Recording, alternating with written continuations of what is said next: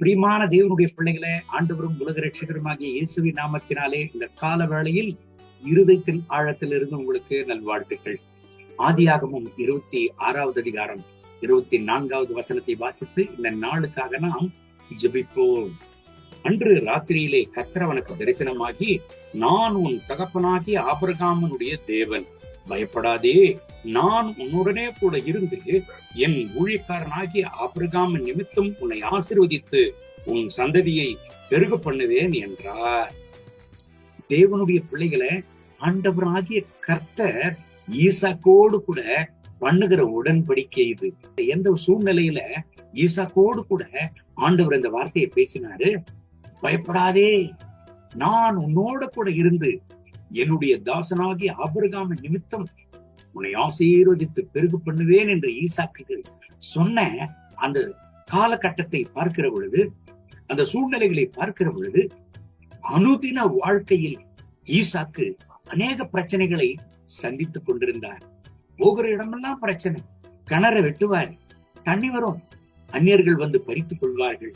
அனுதினமும் இதுதான் அவருடைய வாழ்க்கையில நடந்து கொண்டிருந்தது. ஒவ்வொரு நாளும் பிரச்சனை, ஒவ்வொரு இடங்களிலும் பிரச்சனை, எங்க போனாலும் பிரச்சனை. ஒருவேளை ஈசாக்கு மன உளைச்சலுக்குள் ஆயிருக்கலாம். அந்த சூழ்நிலையில தான் ஆண்டவராகிய கர்த்தர் ஈசாக்கோடு கூட வெளிப்படுகிறார். மகனே, நீ பயப்படாதே, நான் உன்னோடு கூட இருந்து உன்னை ஆசீர்வதித்து பெருக பண்ணுவேன் என்று சொல்லுகிறார். நுணுக்கமாக ஆண்டவர் ஈசாக்கோடு கூட பேசின வார்த்தையை கவனித்தோமானால், ஈசாக்கை ஆசீர்வதிக்கிறது மாத்திரமல்ல, அவருடைய சந்ததியை பெருக பண்ணுகிறதாகவும் ஆண்டவர் சொல்லுகிறார். அப்படியானால் அன்றாட தேவைகளை கர்த்தர் சந்திக்கிறதும் ஆசீர்வதிக்கிறது மாத்திரம் அல்ல, எதிர்காலங்களையும் ஆண்டவர் ஆசீர்வதிக்கிறவராக இருக்கிறார். இந்த கால வேளையில் இந்த கர்த்தருடைய வார்த்தைகளை கேட்டுக் கொண்டிருக்கிற என் அன்பான தேவனுடைய பிள்ளைகளை, உங்க அனுதின வாழ்க்கையில பிரச்சனைகளை சந்தித்துக் கொண்டிருக்கிறீங்களா? எங்க போனாலும் பிரச்சனை, என்ன வேலை செய்தாலும் பிரச்சனை, எந்த இடத்திற்கு கடந்து சென்றாலும் பிரச்சனை, சமாதானமே இல்லையே, ஐயோ யார் எனக்கு உதவி செய்வார் என்று ஒருவேளை நீங்கள் கலங்கி கொண்டிருக்கிறீங்களா? இந்த கர்த்தருடைய வார்த்தை உங்களை தேடி வருகிறது. பயப்படாதீங்க, ஆண்டவர் உங்களை ஆசீர்வதிப்பார். உங்களை ஆசீர்வதித்து உங்கள் எதிர்காலத்தையும் கர்த்தர் ஆசீர்வதித்து உங்களை பெருக பண்ணுவார்.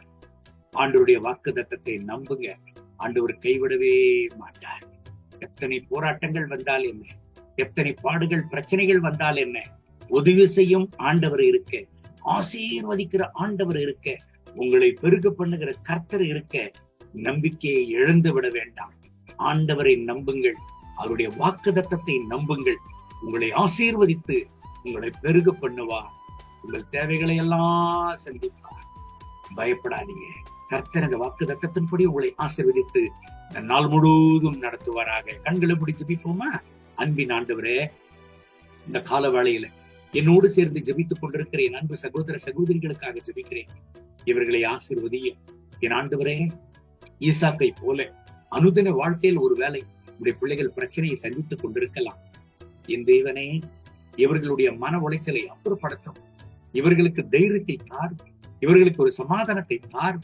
எந்த இடத்தில் இவர்கள் துரத்தப்படுகிறார்களோ, எந்த இடத்துல இவர்களுடைய ஆசீர்வாதங்கள் பறிக்கப்படுகிறதோ, அதே இடத்துல இவர்களை ஆசீர்வதித்து மென்மேலும் உயர்த்தும், இவர்களை பெருக பண்ணும், இவர்கள் எல்லைகளை விசாலமாக்கும், இவர்களுக்கு தைரியத்தை தார். இந்த கால வேளையில் கர்த்தருடைய மனதிற்கும் அளவில்லாமல் இவர்கள் மேல இறங்குவதாக உடைய ரத்த கோட்டைக்குள்ள இவர்களை மூடி மறைத்துக் கொள்ள மகிமை கனம் துதி உமக்கே, இயேசுவின் நாமத்தில் பிதாவே, ஆமென், ஆமென்.